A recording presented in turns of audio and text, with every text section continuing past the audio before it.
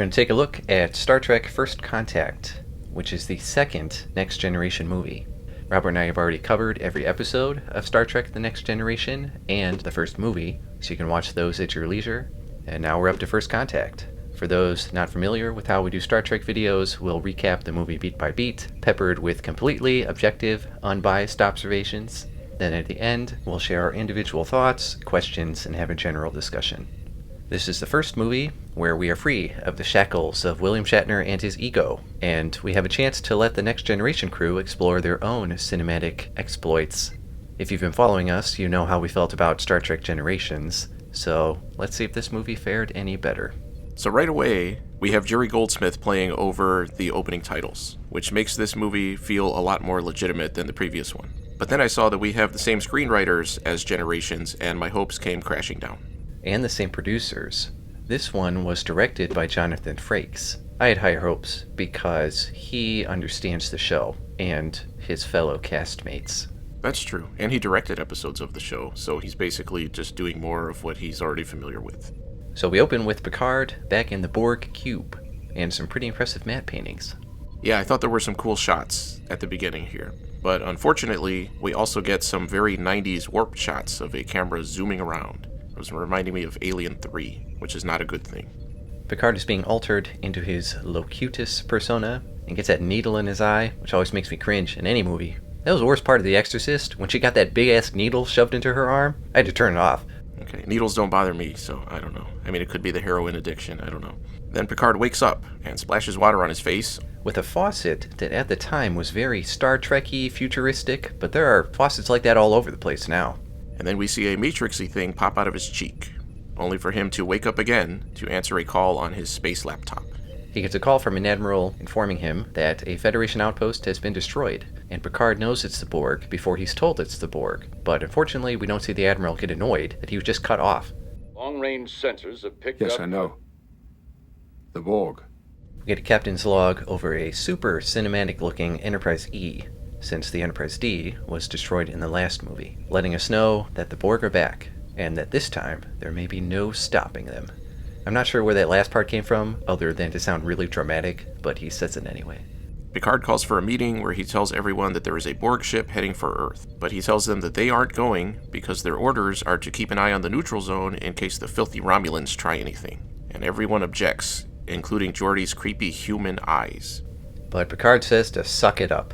Later he's being all emo, with this really loud opera music. When Nagilum shows up outside the window, but surprise, it turns out it's just Riker's reflection. Riker tries to pretend he's all smart by guessing the wrong composer. Bizet. It's f***ing Berlioz, you dumbass. Picard reveals that Starfleet is concerned about having Picard interact with the Borg given his past of being Borgified back in Best of Both Worlds, even though that never seemed to be an issue before. Troy pings him and lets them know that the fleet has engaged the Borg, and as expected, they're getting their asses handed to them. And Picard, Troy, and the Dutch Angles let us know that shit's going down. On the bridge, we find out that they've recruited M. Bison, who is now at the helm. They hear a recording of the battle, where they say the Borg ship is moving at warp 9 point something, but somehow they seem to be in combat at the same time. Are they all in the same warp bubble? How does that work? And Picard says they're going to Earth, orders be damned. And Data, who seems to have great control over his emotion chip from the last movie, gives us a Data-ism that makes everybody smile, even though the entire human populace is currently being slaughtered and enslaved. To hell with our orders.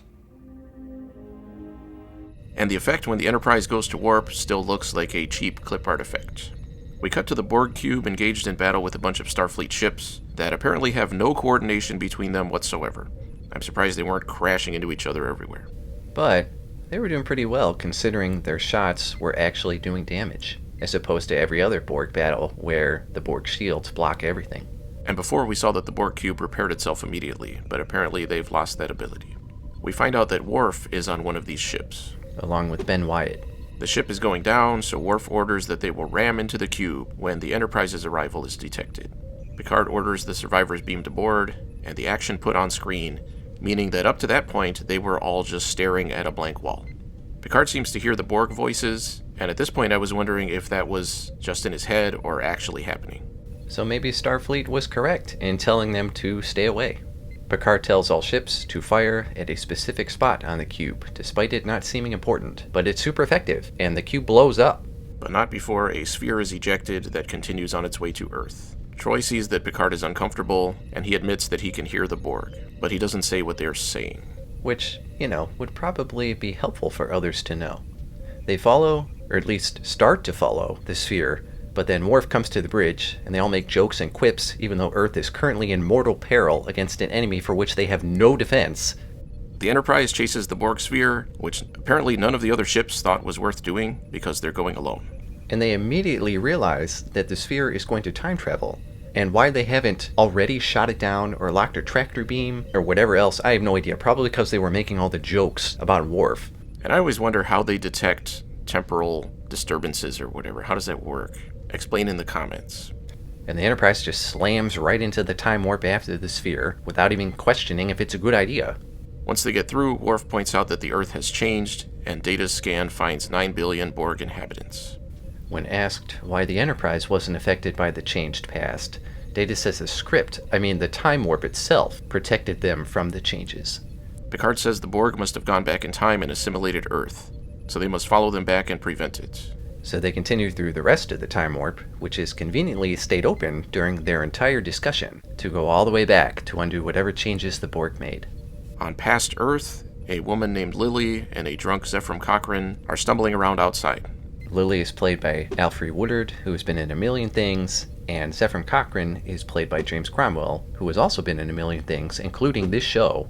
So he's already played a different character, and this time he's playing a character that was already played by a different actor. Lily points out a UFO, which is of course the Borg, and they both see it shoot green things at them, but then they just stand there until everything starts exploding around them.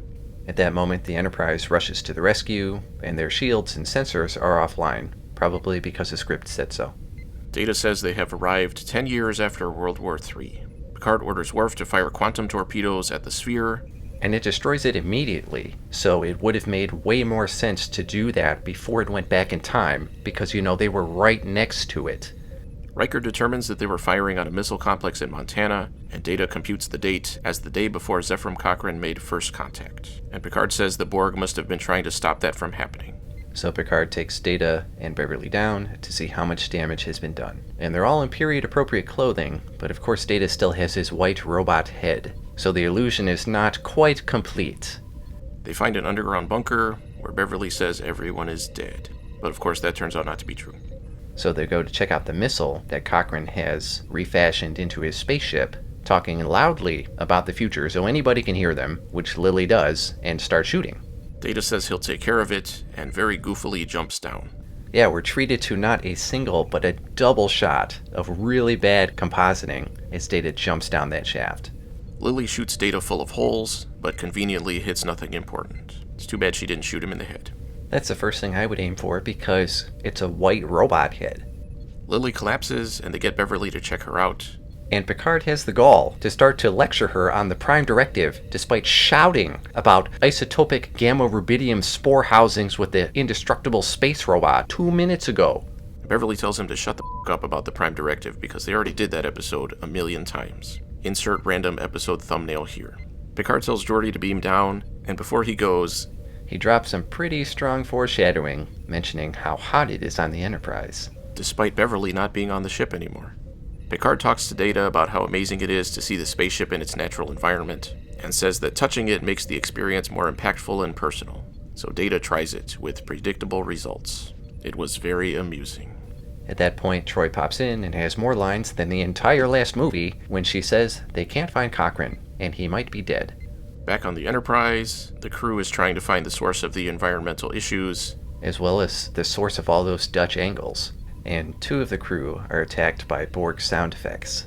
Picard keeps hearing the Borg voices and gets agitated, and Worf tells him that the temperature and humidity have been going up on the ship, so he leaves Riker and Troy behind to go check it out with Data. While in sickbay, Beverly is commenting on how hot it is when something tries to bust down the door, and why the door to sickbay would be sealed in the first place is beyond me. They don't want Lily to be exposed to the past or the future or whatever. They don't want to screw things up on the timeline. Yeah, it's called the sedative. When Picard gets back to the Enterprise, Worf tells him that they've lost communications with part of the ship, So Picard orders the area sealed off and security guards set up.